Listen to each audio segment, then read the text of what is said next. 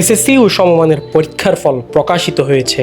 সাধারণ শিক্ষা বোর্ডের অধীনে এসএসসিতে জেলায় এবার কৃতকার্য হয়েছে 20,255 জন শিক্ষার্থী। এর মধ্যে ছাত্র 8,517 জন এবং ছাত্রী 11,738 জন। পাশের হার 70.76%। এদিকে শতভাগ পাশের হারও 133, জিপিএ 5 নিয়ে ফলাফলে জেলার শীর্ষে রয়েছে কক্সবাজার সরকারি বালিকা উচ্চ বিদ্যালয়। শীর্ষস্থান দখল করায় উচ্ছ্বসিত এই বিদ্যালয়ের ছাত্রীরা। যেটা এ প্লাস আসছে সেহেতু সবারই ভালো থাকার কথা। আমার তো প্রচুর ভালো লাগতেছে এ প্লাস আসার পর। আশানুরূপ ফল আসছে, আলহামদুলিল্লাহ। আল্লাহর কাছে প্রচুর শুকরিয়া আদায় করতেছি আশানুরূপ ফল আসানোর জন্য। আমার অনেক ভালো লাগছে, যা এক্সপেক্ট করেছিলাম তার চেয়ে অনেক বেশি পেয়েছি। এক্সপ্লেন করতে পারবো না আমার আসলে কতটা ভালো লাগছে। অন্যদিকে প্রকাশিত ফলাফলে জেলার দ্বিতীয় সর্বোচ্চ সাফল্য পেয়েছে কক্সবাজার সরকারি উচ্চ বিদ্যালয়। ঐতিহ্যবাহী এই শিক্ষা প্রতিষ্ঠান থেকে এবারে জিপিএ 5 পেয়েছে 125 জন ছাত্র এবং পাশের হার 97.50%। ফলাফলে সন্তুষ্টি প্রকাশ করেন ছাত্ররাও। ভালো লাগতেছে, অনেক ভালো লাগতেছে, প্লাস পাইছি।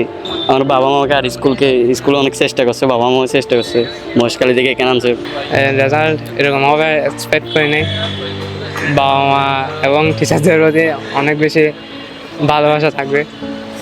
ওরা যেভাবে আমাদের জন্য কন্ট্রিবিউটটা করছে। ছেলে মেয়েদের এমন সাফল্যে কাঁদলেন অভিভাবকরাও। তারাও জানালেন নিজেদের প্রতিক্রিয়া। বলতে পারছি না আব্বু, আমার সকাল থেকে আমার মেয়ের যে কান্না, যাই নামাজে বসে আছে, একবার নামাজ পড়ে একবার রোজু বানাচ্ছে। আমাদের কিরে একটা ভালো রেজাল্ট দিছে। আমার এমনি বিশ্বাস ছিল আমার ছেলে মেয়ে আল্লাহর রহমতে আমাকে নিরাশ করবে না, খুবই ভালো। আমার মেয়ে না, যারা প্লাস পেয়েছে বা যারা উত্তীর্ণ হয়েছে, তো সবাইকে আমার পক্ষ থেকে কংগ্রেচুলেশন করতেছি। আমার মেয়ে পেয়েছে, এটা বেশি বড় কথা না। যারা পেয়েছে তাদের সবার আমি উজ্জ্বল ভবিষ্যৎ কামনা করতেছি।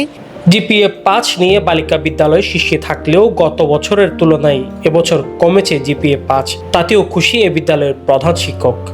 কিন্তু সেন্ট্রাল ইনফরমেশন শুধু আমাদের স্কুলে নয়, ওই হিসাবে আমাদের স্কুলের গত বছরের তুলনায় একটু জিপিএ 5 কমেছে। তবে আমরা এই ফলাফলে অনেক খুশি। আমাদের শিক্ষার্থীরা যথেষ্ট পরিশ্রম করেছে, আমাদের শিক্ষকরা যথেষ্ট পরিশ্রম করেছে, আমাদের সম্মানিত অভিভাবক যারা আছেন তারাও যথেষ্ট বাচ্চাদেরকে গাইড করেছেন।